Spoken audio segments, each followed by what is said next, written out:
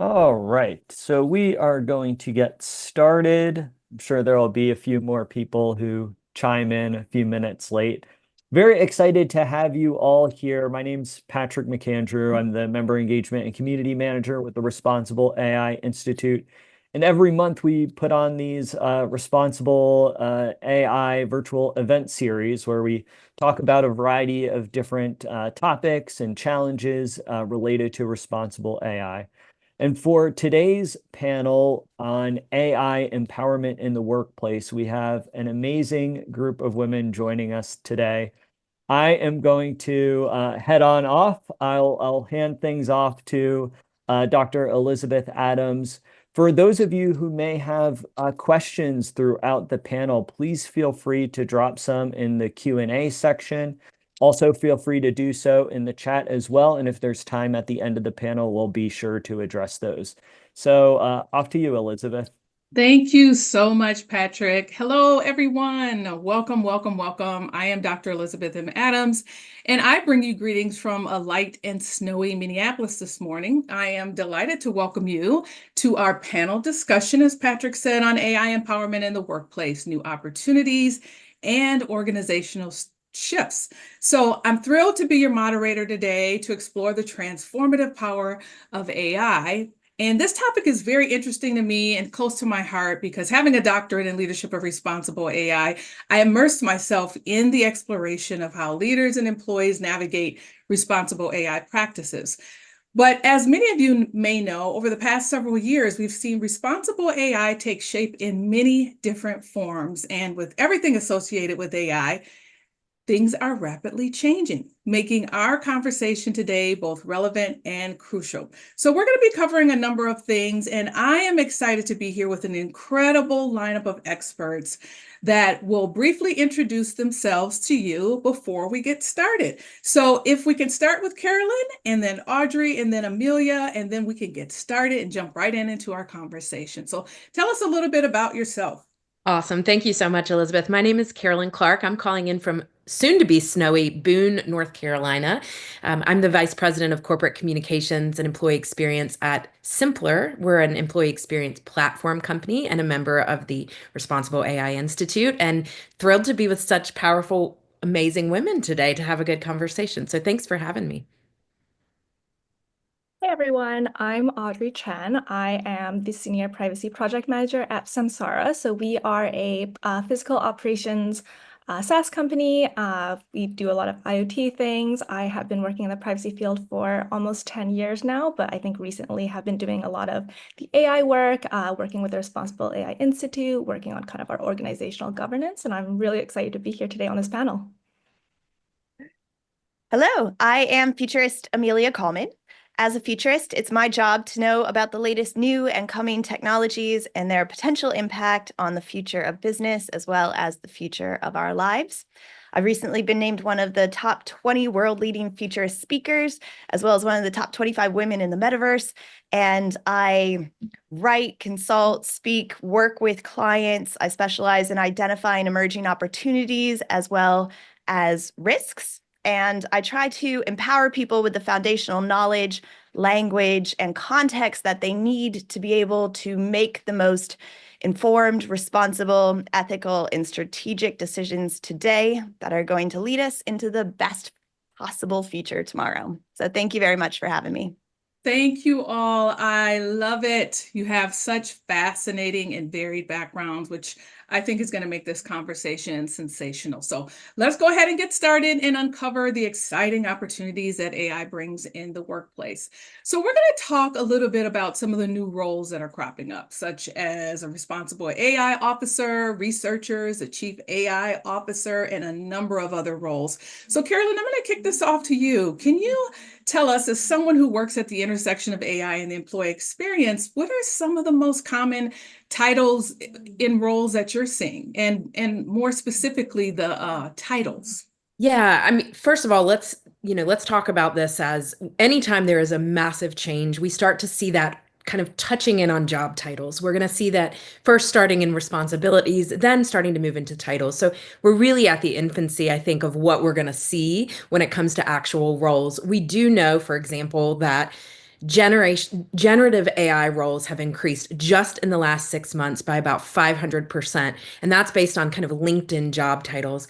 But we're not seeing a ton of actual job titles. We are seeing some things like AI product manager, or we'll see something like a learning and development AI, manager along those lines. But again, where I am really starting to see it is creeping into the roles and responsibilities, going deeper into what the job functions are. And I think it's twofold. I think it's one, some people are putting it in there, employers are putting it in there as like a buzz, right? I think everybody thinks it's a buzz, so they're putting it in there.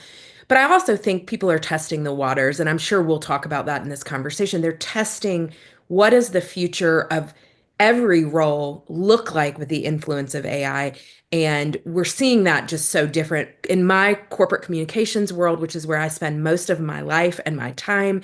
You're seeing it come into places related to communicating about AI responsibly, communicating about privacy and policies, but you're also seeing it in how people use it to actually build the product to communicate. So I think it's starting to kind of infuse in a lot of places, but certainly AI trainers, a lot of people are adding AI to the titles we typically see or the responsibilities. So that's kind of the immediate thing I've noticed recently. Wow, that's pretty interesting. So what I'm hearing you say is more in the job description. So enhancing the job description or giving an opportunity to upskill or reskill within the current employee experience that they have. Exactly. And I think that a lot of the really progressive thinkers that are using AI as they're interviewing are actually influencing. They're saying, "Hey, I didn't see AI in this title, or I didn't see AI in your job description. Let me tell you why it should be in there and what I bring to the role." So we're seeing it both with the employer preference and the interviewee, the job seeker's preference. So I think we're seeing a little bit of both and people testing the Yeah. waters. I think you just gave us a great little nugget for those who are looking for roles to be able to encourage during the interview process to maybe add that particular topic into the interview process. So that's pretty interesting. Yes. I mean, Oh, sorry, go ahead. no, I was just going to say absolutely. Like it is our responsibility as job seekers to put our skills forward. And for those of us who have really been living in the AI space and exploring it, even if it is not at your highest level, even that curiosity and exploration is valuable to your hiring person. So I think you're exactly right, Elizabeth. Bringing it up is critical. Thank you. So, Amelia, when you think about AI and it's how it's transforming our future, how do you think that some of these roles and some of the things that Carolyn brought up, how might they become more essential in the future or even today? Yeah, I think that was a really good point. And I often say to the kids that I mentor, the job title that you're meant to be doesn't exist now. So don't be afraid to kind of imagine what you want to be and put those words out there and tell people that that's what you're looking for. But ultimately, what I think is really exciting is because we're able to merge together these disparate data sets, we are going to have a more 360-degree view of an employee's unique talents, motivations, leadership style, and not just the employee, but also a 360-degree view of an entire team, of an entire branch, of an entire organization, and ultimately an entire industry. And this is going to empower us to become workforce architects. So we'll be able to design and optimize the most efficient, effective, diverse, and high-achieving workforce possible. And I think in the age of AI, this is going to be the ultimate differentiator. So I love that. I had not considered this 360 view of the employee, the organization, and the industry. So that's pretty fascinating. Can you expound a little bit more on that? So I'm an employee and I want to have this, or I want to encourage my organization to have this 360 view using AI tools to help imagine or reimagine me being a little bit more productive in my organization or helping shape the future of my organization. So how might that 360 view do that for us? Yeah, it's going to allow us to kind of fine tune to make sure that we are balancing and matching people along the lines of teams, branches, and even in the bigger picture. So we're going to be able to identify the patterns that make us very relevant, to make us high achieving, as well as the patterns that show where our downfalls are. And those are going to become really obvious. And I think that is an opportunity right there for leaders to make some decisions that I think are going to hopefully be able to make us into the best possible workforce that we can be. I love that. This is so great. I'm learning so much, and I spend basically most of my time in this space, and I'm still learning. So, Audrey, we've heard a lot. So, how do you think these roles are going to eventually or currently shape us at the organization and the industry level? So, you work with a lot of industries within manufacturing and retail in the public sector. So, how are companies adapting to this shift in the employee experience, as well as maybe what we need to be thinking about for the future? Yeah, I feel like it's very interesting to see our customers are in the physical operations space. So this includes like transportation and warehousing, construction, passenger transit, food and beverage. So not really what you might typically immediately think of when you think about like AI technology and kind of digital transformation, right? However, they are looking to adapt. I feel like AI is coming, you can't avoid it. And I think the ones who are at the forefront or the ones who are early adopters, they are recognizing that AI is around the corner. How can we adapt as an organization, adopt potentially AI products? How do we incorporate that into our workforce, into our technology? And I find that like from these companies' perspectives, it is really around ensuring that there is some expertise around how do we roll this out? How do we do this in a compliant manner? I think there is the looming legislation, and I think that is at the forefront of a lot of companies and a lot of leaders, whether that is the EU AI Act, which is kind of the gold standard right now, as that has just been enacted, or in the states, across states and federal, et cetera. You have, for example, the Colorado AI Act. How are we making sure that we're going to be able to enable AI for our workforce, but in a way that is compliant and aligned with managing our risks? So I think that there are these roles that are coming up that are making sure that we have the AI compliance in effect, whether that is a legal role or more a compliance role. And it's also kind of what works for the company, right? If you are a larger customer or if you're a larger company that has a wide sprawl, for example, like a Cisco or FedEx, like how does the impacts of AI at that scale compare to perhaps maybe a smaller mom and pop shop, right? So I find that making sure that you are managing the information and the data, privacy, security, and having the expertise around those types of systems are very important in terms of the types of roles that these companies are hiring for and looking for, and really being able to help them step up in terms of digital transformation.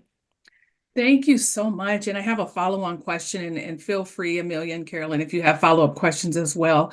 So thinking about the organization and thinking about their impacts and insights that they need to have around compliance and risk, Audrey, are you seeing some of the organizations that you're working with building internal advisory groups to help them with that, or are they tapping external experts? It's definitely a mix of both. I have seen and spoken to peers, other companies who are doing both. Whether if it is a larger organization, it might be a little bit more of a committee structure. You have leadership, you have from various cross-functional departments. However, if there isn't, for example, in-house expertise, they might reach out to like a professional body or someone with the expertise to come in and really perhaps consult and provide additional guidance. So it does kind of depend on what makes sense for the company and what expertise is already available in-house and whether or not it makes sense to look outward. Thank you. Any other insights from you, Amelia or Carolyn, about whether or not organizations are tapping external or internal resources, or building, I should say, internal resources to support these responsible AI initiatives? I just want to echo Audrey. I mean, I think we're seeing a mix of both. And I think that's typical, right? Depending on the size of the organization. And I think you're going to start to see combos. I think you're going to start to see some people inside having a small interest, going to a consultant, bringing it in-house. So I think we're, again, just we're at the baby stages getting to see what this is going to look like within organizations of all sizes, and particularly in organizations that are not for profit, for profit, that whole spectrum. I think it's going to be a spectrum. Yeah, I would absolutely agree. So even in my own practice, I have found that some of the smaller organizations are tapping external resources because maybe they just don't have the budget to have a full team looking at it, or maybe just their size, they haven't scaled yet. And then there are the larger organizations that I've seen that are actually building their in-house teams that are either centralized or decentralized. And it's just so fascinating to me. And so when we think about how these roles are shaping our organization, I'm going to ask you, Amelia, if you could help us understand why there might be such an emphasis on these emerging roles. Like, how might a responsible AI officer or a chief AI officer in their research capacity or business capacity revolutionize the way that businesses are run?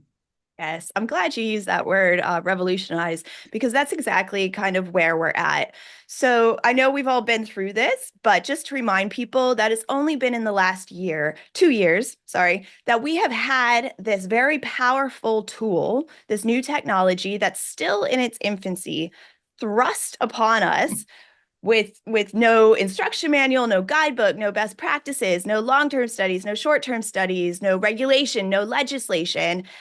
And it's up to us to figure out how to work with it and what to do with it. And so we need these people at the helm to fill in those gaps for us, to create those frameworks and those guidebooks and those best practices, and just essentially to be leaders in this space, because we really need humans who we can trust at the helm of the ship, leading the way.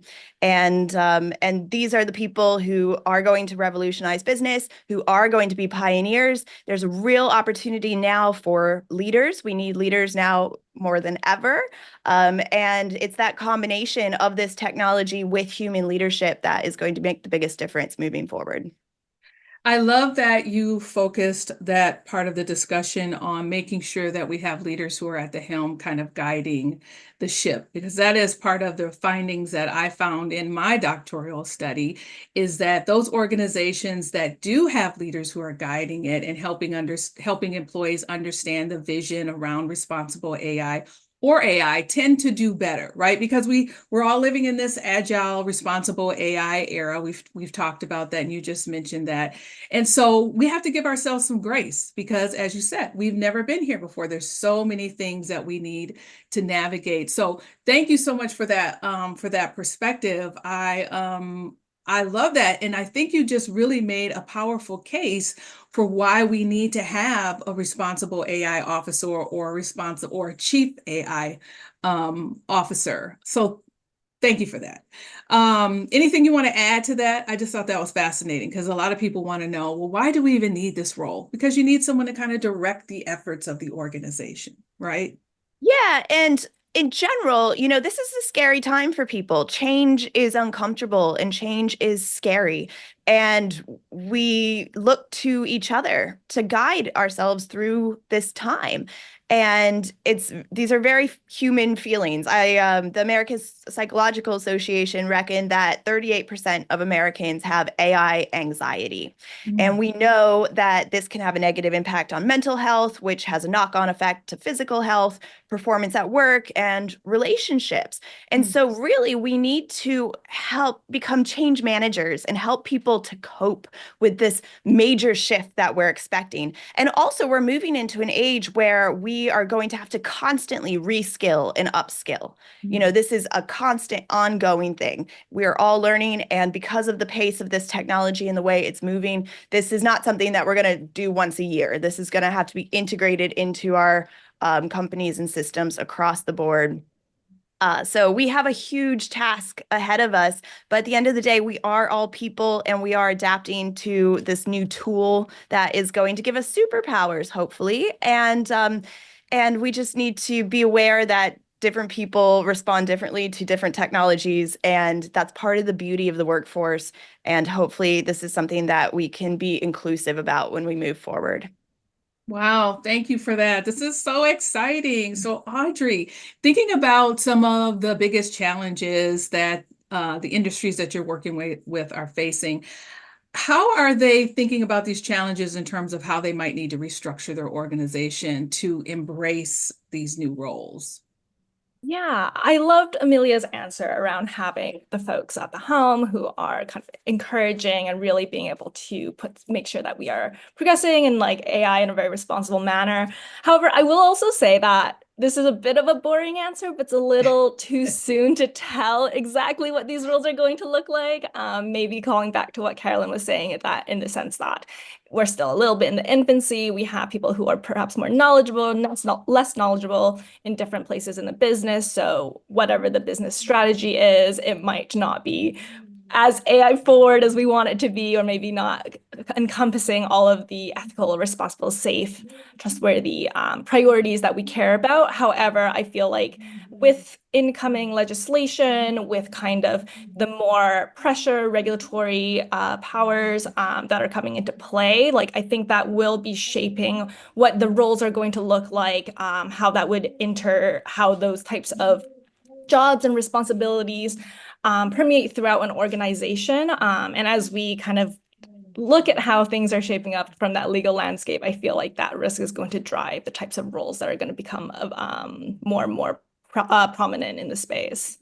Thank you for that. And that's not a boring answer. These are all very important insights that we need to have. But I want to just ask you to expound a little bit. So, thinking about the legal and compliance aspects of how these new roles are being embraced in an organization, where are you finding some of these new roles sitting within an organization? Maybe a chief data officer and their relationship to the legal and compliance, or a chief technology officer, or maybe the chief legal officer who now has to embrace AI. Where are you seeing these roles sit in the organization? Yeah, that's a great question. And to no one's surprise, it's going to be quite cross-functional. I would say that I've seen them more intertwined with like chief technology officer, just because AI is quite technology on that technology front. Compliance, obviously, from the legal and risk perspective, and then privacy, data security, data protection. That has always been kind of across the org in any sort of like kind of, I guess, function that touches data, right? I would say that these types of roles would need to intersect and work closely with across all of these different departments and across all of these different business functions. And I think that's just the nature of kind of AI governance and making sure that you have responsible management of data, ethical AI. I find that you can't just have it in one space. It can't just be a legal function. It cannot just be a risk function. It really needs to be something that works cross-functionally across departments and is able to communicate with the staff and with the folks across the board. Thank you for that. And building upon that, Carolyn, from the employee experience perspective, how do you see departments working together with their employees in conjunction with these new roles or existing roles, or to what you mentioned before, the expanded roles? And then how do we cross-functionally bring in privacy and data and cybersecurity all into the AI space? What do we do? Yeah. And what are we doing? Well, I mean, first of all, I want to go back to what Amelia said about kind of the at the helm, having a human at the helm. And I want it where that really speaks to my heart is in that sort of people space that I live in, which is in communications and HR. And one of the things that I just wanted to kind of call out based on what Audrey and Amelia said is it does not have to sit within just the technology. We are seeing it, as Audrey said, sitting more in technology. But the reality is every HR person, every communicator, every change agent within an organization is thinking about this because they are thinking about the human aspect. If you think about, for example, my role and the people that I talk to every day who are communicators, you've got some communicators who are scared for their jobs, and then you've got some who are absolutely thrilled, and you've got this spectrum, and then you've got this void of communication and support within organizations. That is where those chief technology officers, your chief legal counsels, have to be pulling in all the administrative functions at a business as well. And so where we're seeing some of the anxiety pop up with employees is in places where they're unsure what they're unsure what the organization's policies are. They're unsure about their perspective. And that's where I come back to my roots of we have to be communicating. We as communicators have to communicate. We have to train everybody else to communicate. And then we have to help them get through all of these changes together, whatever that looks like. And I think, I just think it's going to be a mix for the foreseeable future of people who are embracing, who feel really safe in the space, who have a lot of resources within their organizations, and then where there is a deep void. And that's again where those people, I would just say, if you're whatever role you're in, whether you're in learning and development, whether you're in legal, whether you're in on the technology side, everybody's going to have to start coming together. And I think the organizations that are doing this best are the ones that are forming, whether formally or informally, these kind of collectives of AI warriors who are to talk about all the aspects, the humanity aspects, the data aspects all together. So yeah, as Audrey said, I think it is pretty cross-functional at this point. And I think it's going to keep changing, which is scary and good, I guess. No, thank you for that. And I want to add, so from an employee experience, are you seeing a lot more employees raise their hands and saying, hey, I want to get involved. I want to help shape the future of our organization. I'm experiencing AI outside of work, and so I want to bring my insights in. Or for those employees who may not know where to go, how might they participate from an employee experience with learning and development? Are they advocating for themselves to get training? Are they spending their own money outside of work to get training? Like, what are you seeing? I'm seeing a lot of people spending their own money. I'm seeing a Mm. lot of people where it is not kind of formal. There's no formality within, let's say, organizations' learning and development budgets just yet. I think that is the anomaly. If you are in an organization that is training you on AI and putting you through all that, you are at a great advantage. I think we're still seeing people, including people like myself, who have spent the last year and a half self-learning everything, really consuming. And I think that is where that curiosity factor of human nature, those who are more curious, certainly those who have the privilege to be able to afford it, maybe they have budget on their own, or maybe they know the resources, they're going at it. There is a gap, though. I think we're not seeing a lot of formal learning and development budgets in organizations yet, but we should be asking, we as the employee, as your average employee, regardless of what your field is, this is where you can start to push for it, and certainly looking for free resources. I know, Elizabeth, you've got so many great resources in your organization, obviously the Responsible AI Institute as well. There's just a lot out there, and I would say that it's time to get curious, and then it's time to track what you're learning, and then it's time to go to your organization and ask for budgets, or ask for, hey, just a little be part of that little Yeah. learning and development budget. So I Yeah. think we're seeing people curious, but we're just not seeing people supported just yet with their organization's budgets. So, Amelia, I want to ask you a question. Thank you for that. Thinking about the metaverse or some other innovative ways to obtain knowledge about AI or get smarter about AI, what are you seeing from an organization perspective in terms of how they might be leveraging other tools to bring their employees along, or even AI tools to help them with their business, or whether or not what we might see in the future from that perspective? Yeah. I think at the moment, there's a lot of people using AI and discovering tools on their own. And there's almost like a secrecy behind it. Like they don't want their employer to know that they've used AI to do this task that usually took them 5 hours and now it only takes them 20 minutes, because now they have a tool that can help them. And I think why that's really exciting is because we're finding that these tools can help to personalize the ways that we work.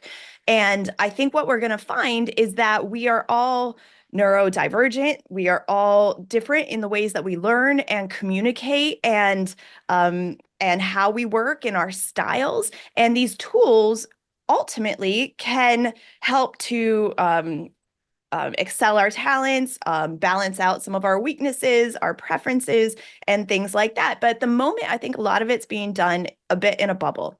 But where I expect this to go in the next year or so is this technology is going to become really useful when it comes to things like team management and project management, and that it has this overview that can be an assistant to a human, and it has a bit of an overreach. So we can have real-time updates around budgets and tasks, and it can allocate different tasks, and it can just help accelerate and speed things along where us as humans, when it comes to communication, might actually fall a bit behind or potentially could be a bit lazy or something. And this is something that can just help to have an overview and move people along. So I think we are going to see it becoming more embedded into the workforce, into teams and project management. And I think ultimately, where this is going is this is a tool that's going to become embedded in so much of our software and our hardware and our practices and the way we work.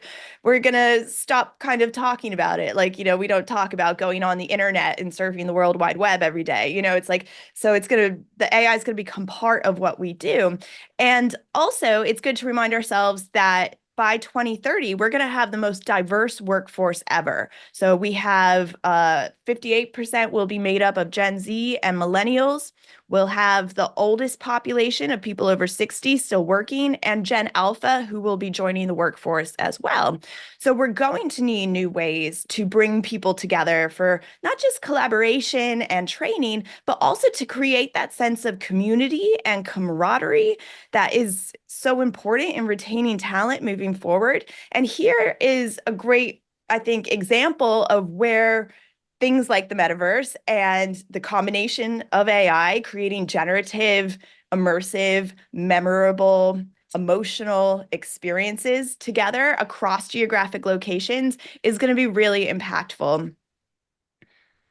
I love that. I think the point you made about us having a multi-generational workforce is going to be key.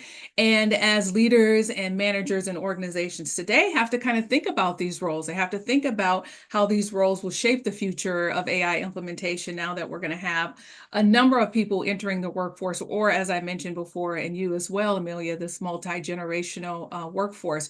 We're going to see, as I've even seen in studies, AI co-workers, right? So now managers are going to have to think about managing an AI worker and a human worker. And what does that look like from a team dynamic or an organization dynamic? So Audrey, thinking about that and thinking about it at the industry level, how vital is it to have these roles in laying the foundation for future development and implementation of AI systems if we're going to have this multi-generational workforce, as well as having AI co-workers and human co-workers sharing space and working together on challenges and opportunities? Why might these positions be needed? Yeah, I think that's like echoing again kind of what Amelia was saying around the changing workforce. Everything's going to be quite different, multi-generational. I think the foundations are like so important, right? Like we want to hopefully look at it with was it like a bird's eye view? You want to look at it with a broad lens. You can't just be targeting it one bit at a time, and you have to go for it as a more holistic approach. And I think like these positions are very much needed because it is going to have such an impact down the road, right? It's understanding what are the cross-functional aspects that we need to take into consideration when it comes to developing AI in the workforce. Is it kind of developing it from the deployer perspective or the developer perspective? What type of training and literacy is involved there? Are your employees and workforce, are they adequately trained? Do they understand their responsibilities? Are they managing risk? Are we able to empower them with appropriate resources and making sure that they have the appropriate, I guess, tools in place, right? And that does come back to the new roles and positions, whether that's around training, governance, compliance, communications. Again, I really love what Carolyn said earlier, I think in response maybe a question or two ago about it's not all about technology. Obviously, we work with people. It's about the human connection. It's about the communication aspect of it. And that is just so, so important. And I think the more we communicate about it, the more we are open and we have the various policies, and whether it's kind of top down or bottom up drive for these AI, AI development. I think that just becomes more and more important as it becomes a bigger part of our day to day. So I think it's like that mix, right? You have the top down top-down drive, leadership, board, accountability, execs, but you also have the workforce, right? How are we supporting them, making sure that they are being involved and we have the appropriate rules in place to support that. So Audrey, thank you for that. It also sounds like I might have heard you say that as we're navigating this space, we're learning, right? We're learning about what we might need. And so from the organizations that you work with, can you give us an idea of what that learning experience is like? Like, is it, do they huddle? Is there some sort of issue that happens? Are they forward thinking? Or when they're thinking about the future of AI and the future development and implementation? Yeah, again, kind of calling back to the industries that we typically work with, transportation, construction, etc. I would say that we haven't seen, especially for perhaps a smaller company, a lot of the in-house expertise, right? So we have seen them lean towards service providers or outside expertise when it comes to adopting AI tools that are going to empower their workforce, right? So how do we kind of bring in the AI technology that is going to maximize productivity, but bring in a way that's really going to integrate with our existing systems, and it's going to work with our data, security, privacy, meet those requirements, and whether or not that is kind of in-house AI roles or it is kind of leaning on the experts that perhaps are third party or part of the service provider. And I feel like that is kind of understanding the interplay of a new technology like AI, but still the urge to bring that in and kind of be an innovator and bring on all the impacts and positive benefits that it's going to bring. Is just working with the AI experts and how that can really kind of be integrated into your business. Thank you so much for that. And so, Carolyn, when we think about the workforce, we think about the workplace, and we think about how we have to be nimble and agile and adapt to these roles as they continue to evolve and expand. What do you think has been working? And how can organizations benefit from this best practices or insights? I think listening is the number one thing. I think really, I think sometimes these organizations tend to come at a bit of a top-down situation, but I think the ones that are supporting their employees the best way are listening at every stage. They're hearing what the preferences are, their preferences and what tools they want to be using, what tools that they're afraid of. I think they're starting to not just make decisions about the use of AI for the individual, they're letting some preference come to the forefront. And I will say, when Amelia was talking about kind of the generations coming in, that 2030 mark is going to be a big one because the preferences are going to be so drastically different among the generations. And that is where employers are going to have the hardest job, in that they're going to be getting it from so many different sides that they're going to have to really figure out how to balance the needs, the desires, and the fears of all of those different generations within the workplace. And this isn't new. We've seen throughout history, we've seen employers have to navigate stuff like this. But I think the difference here is the rapid acceleration of it. I mean, I think from day to day, even, you're seeing employees in really intricate roles, figuring out how AI is impacting their day-to-day work. And then someone over here, completely different role, having a very similar experience with very different preferences. So I think the people who are doing it right are listening. I think the people who are doing it right are exploring responsibly. I think they are not just saying, as we know and everybody here knows, go at it, right? Go do what you need to do. They're saying, let's put some parameters, but when you put too many guideposts, sometimes that doesn't work, that limits. So again, I think it's going to be that balance. But I'm very interested in the generational piece, because the other piece of this that I think employers are getting right, that's a sweet spot for me too, is my job every day is to get people to understand something, to communicate in a way that resonates with them.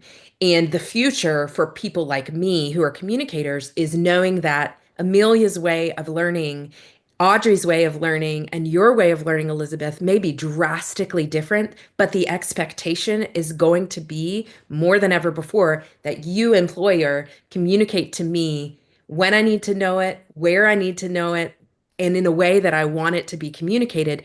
And the benefits of that is that it's going to be more effective.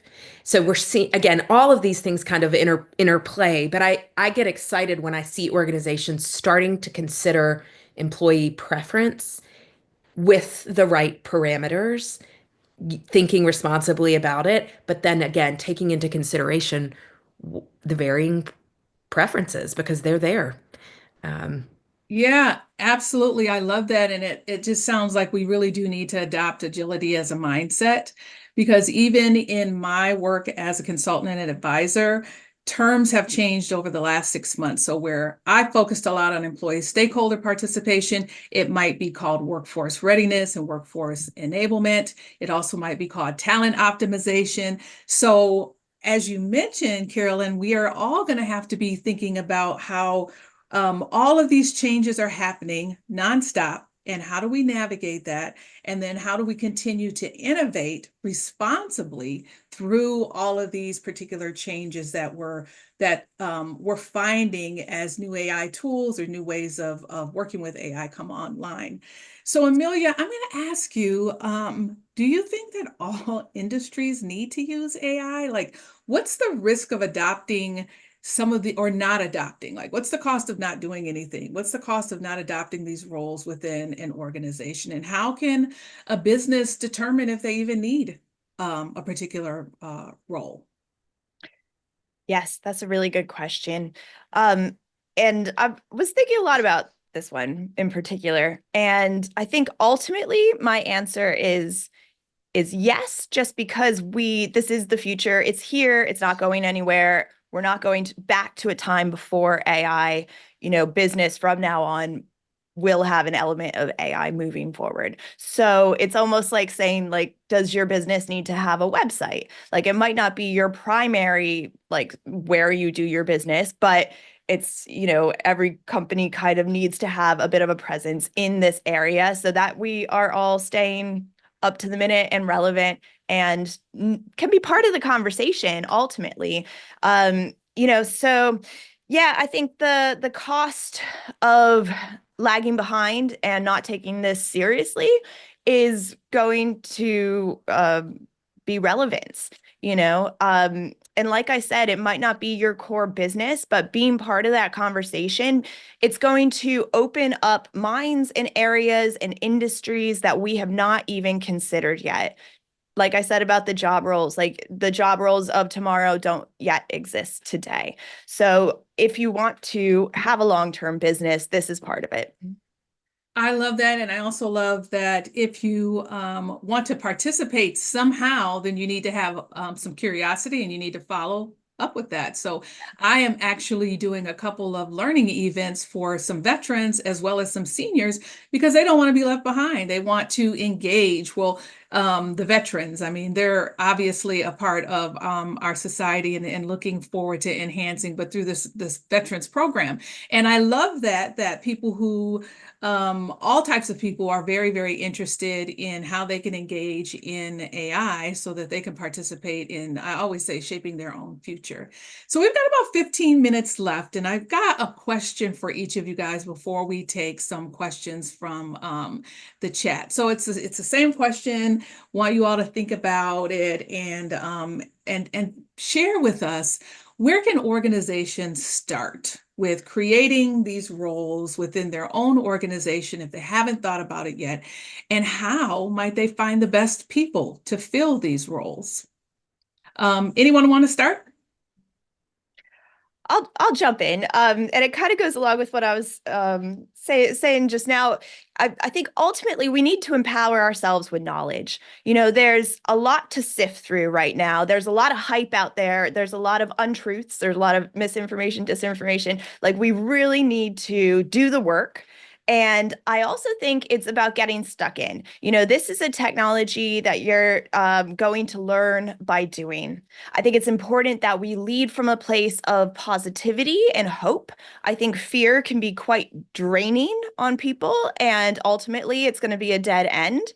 And I think part of that is leading from a human first, human in the loop perspective. So people need to feel included in this transformation and not left behind. So I think it's a very basic place to start, but start with your people. Start with what is going to benefit and make people's lives better, and also just make people feel included and along for this ride and not scared.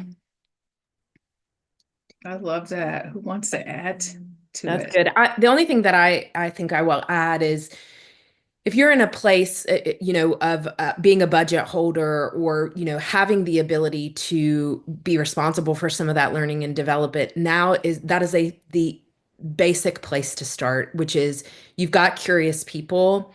They're gonna be curious outside of your organization but if you can control that a little bit, bring that learning within, certainly foster the curiosity. I can't echo enough what Amelia said about fear. Fear is draining, and there are a lot of people very fearful. And in fact, even the way that I think organizations talk about AI as a productivity driver can really put some dampened spirits on people. And I think it's time to, yes, shift to that positive, but as an organization, if you are in a place to contribute budget towards learning and development, or push opportunity, and that doesn't have to mean at the highest level, it might mean you're an individual manager of one, foster that curiosity, encourage it, and then tap into the resources. My goodness, there's so many other places. We're all, look at your industry. If your industry has other people who are curious, just start small. Get a couple people together and start talking about it. I think it can be grassroots until we start to see it more formally catch on with that kind of formal budget and programs behind it.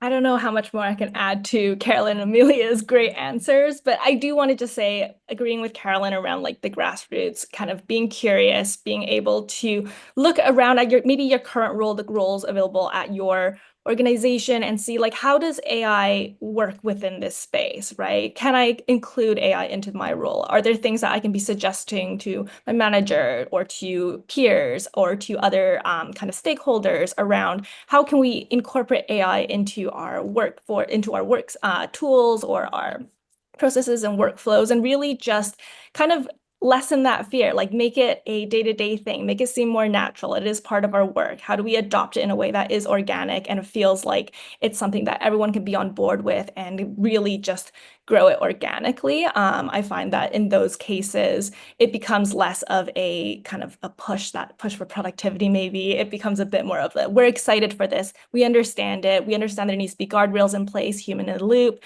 However, this is something that we really think can be impactful, can really help all of us. And I think just being able to almost articulate that message, recognize it, and really just speak up about it, I think people will notice. They will come to you. We have seen that in our own organization, the people who are vocal about it. They are the ones who are moving pieces, right? And I feel like that's been really heartwarming to see, and just really see the innovation kind of grow organically from people who are just vocal, passionate about the topic.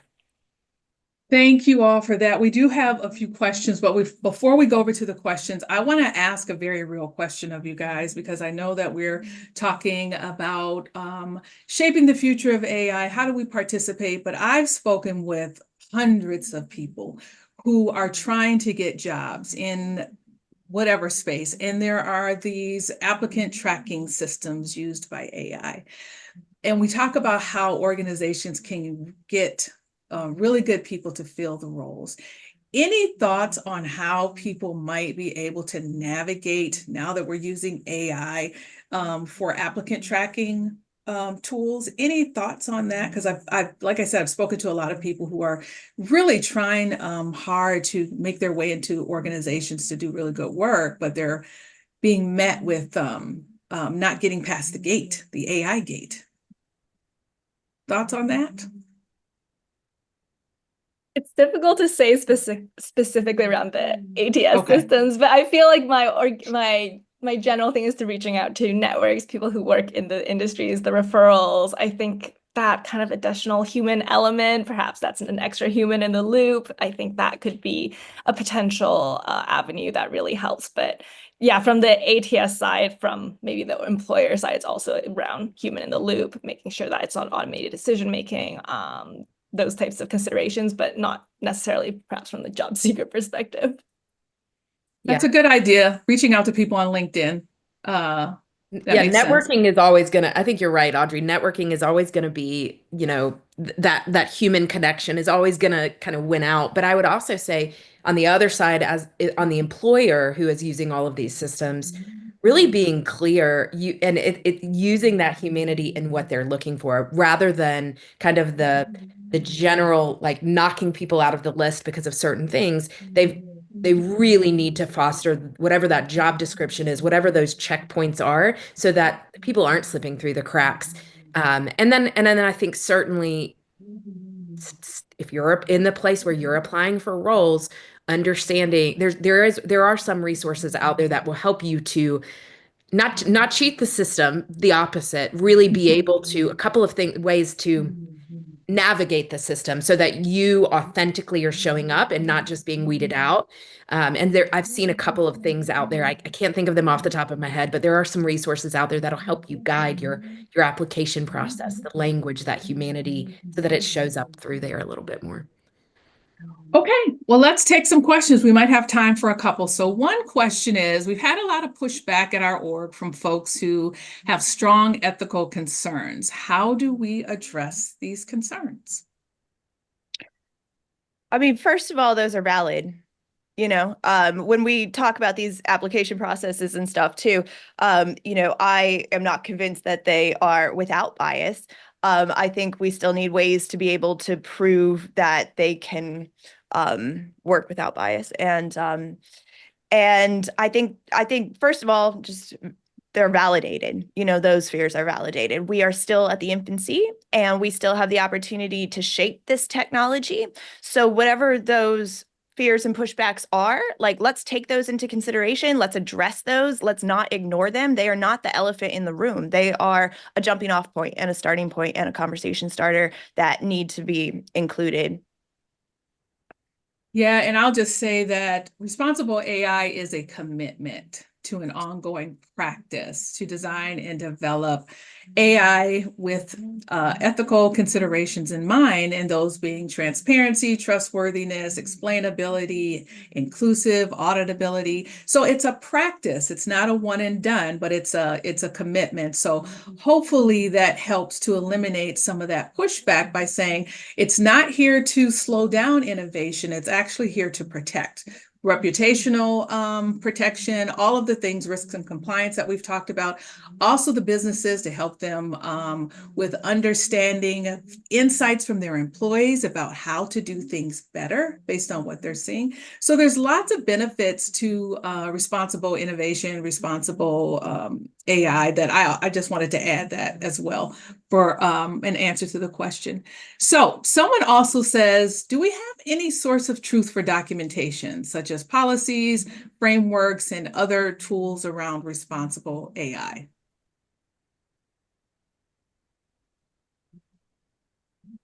Do we need further clarification on that one? Patrick, if we can get further clarification on that question, hopefully we can address it, but I will go on.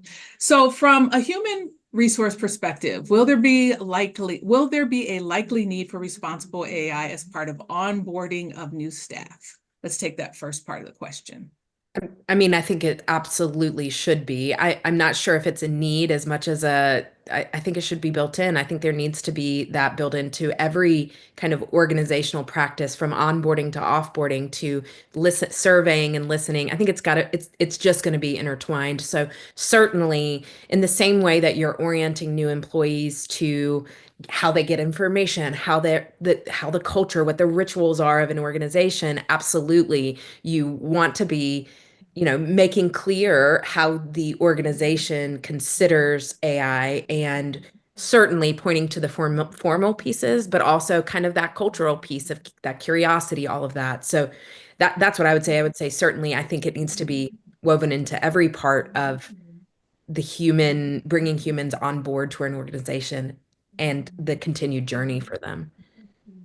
And I would just add to that, it's going to give us greater insight into who might be at risk of leaving before they even know that they're at risk of leaving, or it's going to allow us to identify people's unique talents and potential to be able to help push them in the right direction. I think eventually we're going to be able to get to a place where we'll be able to sit down with employees and say, look, if you continue at this certain level, AI and us think that you are going to be eligible for a raise or a promotion within this amount of time, or you're at risk of becoming redundant. And if you don't want to become redundant, then this is an opportunity we can have an intervention and reskill and upskill you to go in a different direction. So I think it can be really powerful as a tool for employee retention and engagement. So we have 4 minutes left and we have a ton of more questions, but I wanted to at least leave with an opportunity for you all to let folks know how they can reach out to you if they have questions or any resources that you have that you want to share with the audience. I want us to spend the last 3 minutes highlighting your great work in this space. I'll start. So LinkedIn is a great place to find me. Certainly connect, would love to be connected. And then I will say, certainly at Simpplr, as we're thinking through AI, both within our product and how to support our customers who are communicators and HR people, we've got tons of resources through our blog. And then I'll just put a plug for if you're a communicator or you're in the HR space, this is not a personal plug, but my friend Sean Randall, he writes a amazing newsletter called Mr. Editorial. I love talking about his work because I think he's the most progressive when it comes to communications and AI. So I love plugging his work, and we've partnered with him at Simpplr in some ways as well. But connect on LinkedIn, that would be wonderful. Thank you. Similarly, I will also say you can find me on LinkedIn. I'm more than happy to chat about anything. For Samsara, I know we touched on physical operations in the AI space. We did conduct a study with leaders, kind of discussing how they are thinking about AI, and I found that report very interesting, the challenges they're facing. If you're ever interested in the physical operations industry, you can see the types of kind of topics that are important to folks there. And then otherwise, I know this is a Responsible AI Institute panel, but I do find Responsible AI Institute has fantastic resources, especially with the broad lens incorporating a lot of like the legislation, best practices, guidance. I've looked to it multiple times just to understand like what's a good starting point. I think it's very accessible, so definitely check out the website. Yes, so LinkedIn as well, Amelia Coleman. I also have a YouTube channel under my name, and once a month I release the Big Reveal, which are the top 10 latest cool innovations that I've come across in my research that I think other people should know about, and I try to shout about some startups, also innovations around sustainability, and just maybe things that aren't covered so much in the mainstream technology press. So would love to connect with you there. Thanks. Wonderful. And I'll add as well, you can find me on LinkedIn. I also have a website, www.eadams.tech, where I have a ton of leadership guides. They're one-pager infographics for people, just their conversation starters around responsible AI. And I also have 2 LinkedIn courses that are free right now. One is called Leading Responsible AI in Organizations, and the other one is called Drafting Guidance for Employees and How They Participate in Responsible AI. So shout out to the Responsible AI Institute for having us today. And thank you all, amazing experts, for your time today. Thank you. Thank you. Thank Have a you. good day. Good meet everyone. Thanks, Patrick. Bye.